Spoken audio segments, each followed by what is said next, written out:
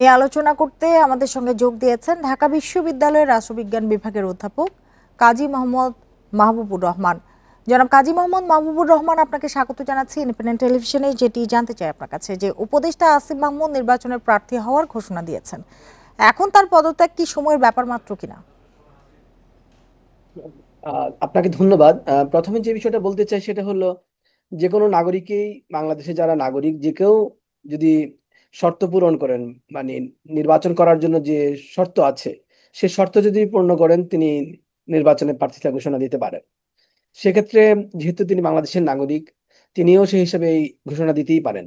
বা তো ব্যাপারটা হলো যে আপনি যে প্রশ্নটা করেছেন ওনার পদত্যাগ এখন সময়ের ব্যাপার কিনা, আসলে এটা তো যদি উনি নির্বাচন করেনি তাহলে তো সরকার থেকে তাকে পদত্যাগ করতেই হবে, এবং এটা তো উনি নিজেও বলছেন যে উনি পদত্যাগ করবেন এবং পদত্যাগ করে নির্বাচনে প্রার্থী হবেন। হ্যাঁ, তিনি বলেছেন, আপনি বললেন যে যে কোনো নাগরিকই আসলে নির্বাচনে অংশ নেওয়ার ঘোষণা দিতেই পারে, কিন্তু পদে থেকে নির্বাচনে অংশ নেওয়ার ঘোষণা, এইটি কি আসলে প্রশাসনিক নিরপেক্ষতা যেটি থাকে সেটিকে প্রশ্নবিদ্ধ করে কিনা? পদে থেকে নির্বাচনের ঘোষণা দেওয়াটাতে নিরপেক্ষতা কিছু নাই। যদি পদে থেকে নির্বাচন করেন তাহলে সমস্যা, কিন্তু তিনি নির্বাচন করবেন বলেছেন। তো আপনি আমার বাংলাদেশের আইন অনুযায়ী, বর্তমান আইন অনুযায়ী তো কেউ এখন পর্যন্ত যে আইন আছে সে আইন অনুযায়ী তো পদ থেকেও করা যায়, কিন্তু এটা তো আমরা চেঞ্জও করি নাই।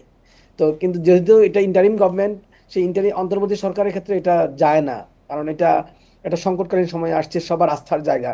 সেক্ষেত্রে হয়তো তিনি পদে থেকে করতে পারেন না, এই জন্য তিনি পদত্যাগের ঘোষণা দিয়েছেন। তো সেটা যদি উনি পদত্যাগ করে নির্বাচনে আসেন, আমার তো মনে হয় তাতে কোনো সমস্যা থাকছে না।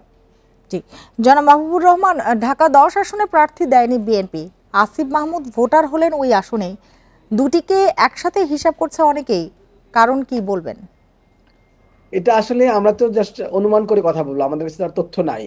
এখন তিনি ঢাকায় নিজে বলেছেন যে ঢাকায় যে কোনো একটা আসনে থেকে উনি নির্বাচন করতে পারেন। এখন নিশ্চিত হয়নি উনি কোথা থেকে করবেন, বা ঢাকার কথা উনি ঠিক উনি বলছেন যে ঢাকায় উনি যেহেতু ভোটটা নষ্ট হয়ে যাবে সে কারণে উনি ঢাকায় চলে এসেছেন। তো ঢাকা থেকে যদি নির্বাচন করতে চান, তো এখন এটা যে 10ই হবে সেটা তো আমাদের কাছে এখন স্পষ্ট না, কারণ তিনিও ঘোষণা দেন নাই, অন্য কোনো জোট বা দলও ঘোষণা দেয় নাই যে তাদের প্রার্থী হচ্ছেন উনি। তো এটা হওয়া পর্যন্ত অপেক্ষা করতে হবে।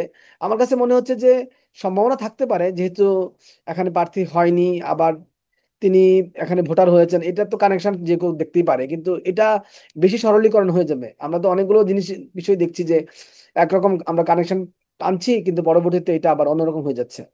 আমার কাছে কেন জানি মনে হয় উনি যেই ব্যাপারটা বলছেন যে উনি নির্বাচন এনসিপি বা স্বতন্ত্র বা বিএনপি, আমরা সবকিছুই সামনে রাখতে পারি, কিন্তু ওনার ঘোষণা আসা পর্যন্ত আমাদেরকে অপেক্ষা করতে হবে সত্যিটা জানার জন্য।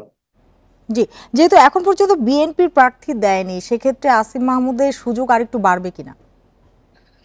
সেটা তো এখানে বিএনপির যারা প্রার্থী আছেন তারা তো কম শক্তিশালী নন। এখন বিএনপি যদি মনে করে জোট বা বিশেষ করে বৈষম্যবিরোধী আন্দোলনের স্থানীয় হিসাবে তার কথা বিবেচনা করে, সেটা তো আলাদা কথা। আমি সরকারের লোক হিসাবে বলছি না, বৈষম্যবিরোধী আন্দোলনের নেতৃস্থানীয় লোক হিসাবে যদি, নেতৃত্ব দানকারী ব্যক্তি হিসাবে যদি বিএনপি মনে করে থাকে যে তাকে এখানে আসন দিবেন বা প্রার্থী ঘোষণা করবেন, এবং সেও যদি এগ্রি করে, সেটা তো বিএনপিরও কোনো দোষের না, তার জন্য কোনো দোষের কিছু না।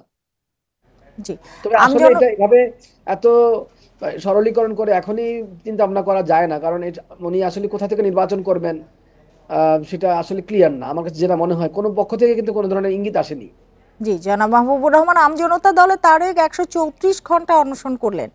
পুনর্বিবেচনা করা হলে তিনি কি নিবন্ধন পেতে পারেন? পুনর্বিবেচনা করলেই যে উনি মানে নিবন্ধন পেতে পারেন সেটা সঠিক নয়।